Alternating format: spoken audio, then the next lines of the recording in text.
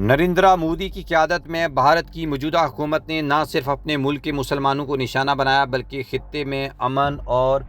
استحکام کو بھی شدید خطرے میں ڈال دیا ہے۔ بی جے پی اور RSS کی پالیسیوں نے بھارت کو ایک سیکولر ریاست سے ایک ہندو قوم پرست ریاست میں تبدیل کر دیا ہے، جہاں اقلیتیں خاص طور پر مسلمانوں کو منظم طریقے سے نشانہ بنایا جا رہا ہے۔ کشمیر میں بھارتی مظالم کی تاریخ طویل ہے، لیکن 5 اگست 2019 کو آرٹیکل 370 کی منسوخی کے بعد سے وہاں کی صورتحال مزید ابتر ہو چکی ہے۔ دوستو، بھارتی حکومت نے نہ صرف کشمیریوں کے بنیادی حقوق سلب کیے ہیں بلکہ وہاں کی آبادیاتی ساخت کو بھی تبدیل کرنے کی کوشش جاری رکھی ہے۔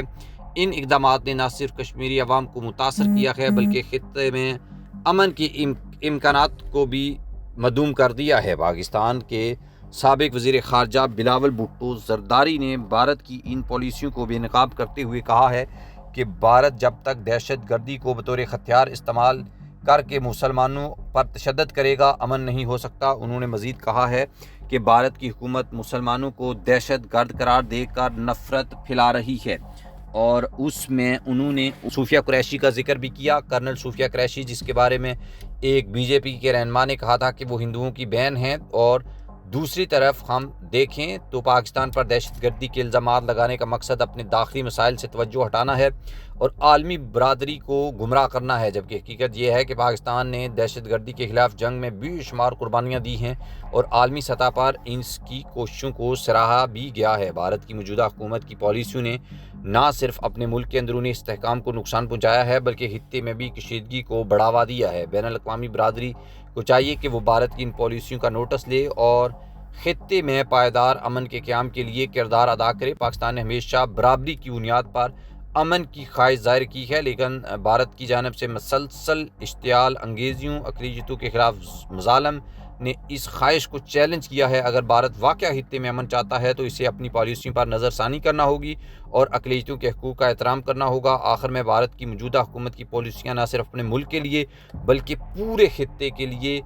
بہت زیادہ جو ہیں وہ خطرناک ہیں، اور نہ صرف اپنے ملک کے لیے بلکہ آس پاس کے جو ملک ہیں وہ بھی جو ہیں وہ ہندوستان سے تنگ آ چکے ہیں۔ اگر ان پالیسیوں پر قابو نہ پایا گیا تو خطے میں امن کا خواب شرمندہ تعبیر نہیں ہوگا، اور یہ خواب ہمیشہ خواب ہی رہے گا۔ ہندوستان ایک بڑا ملک ہے جس کی بڑی اکانومی ہے اور بڑی آبادی ہے اور بڑا رقبہ ہے۔ اگر یہ کنٹری فلاپ کرتا ہے تو اس کے نتیجے میں جو ایک بڑا کرائسس کھڑا ہوگا، اس سے نہ صرف پاکستان بلکہ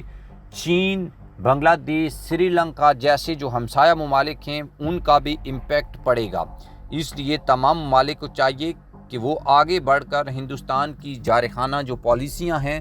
ان کو روکیں اور یہ پاور شو کریں کہ ہندوستان ایک ایسا ملک نہ بنے جو یقیناً جو ہے وہ دوسرے ممالک کے لیے بھی پرابلم کرے۔ ہم اس سے پہلے ہندوستان کی تعریف بھی کیا کرتے تھے کسی زمانے میں کہ ہندوستان اپنی سیکولر اور دیگر طرح کی جو سیاست ہے اس کے اوپر بڑے زبردست طریقے سے چل رہا ہے، لیکن پھر اچانک نریندرا مودی کی حکومت آتی ہے اور اس کے بعد چیزیں جو ہیں وہ بالکل الٹ پلٹ جاتی ہیں اور انتہا پسندی آج عروج کے اوپر ہے۔ ایک زمانے میں ہم نے بھی پاکستان میں انتہا پسندی کو فیس کیا ہے، اور اس کے جو آپ یہ کہہ لیں کہ ریئیکشن، جو آؤٹ کمز ہم نے برداشت کیے ہیں، میرے خیال میں اگر ویسا ہندوستان میں ہوتا ہے تو ہندوستان 10 دن بھی ویسے حالات کو برداشت نہیں کر سکے گا۔ اور دوسری طرف عالمی برادری جو ہے وہ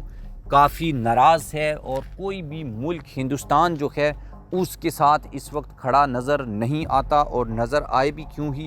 کیونکہ ہندوستان نے اپنے چودھری بننے کے چکر میں تمام ممالک کے ساتھ بگاڑ لی ہے۔ اور امریکہ کے بارے میں ایس جے شنکر نے یہ الفاظ استعمال کیے تھے کہ آپ ہمارے دوست بنو، ہمیں گیان نہیں دو، مطلب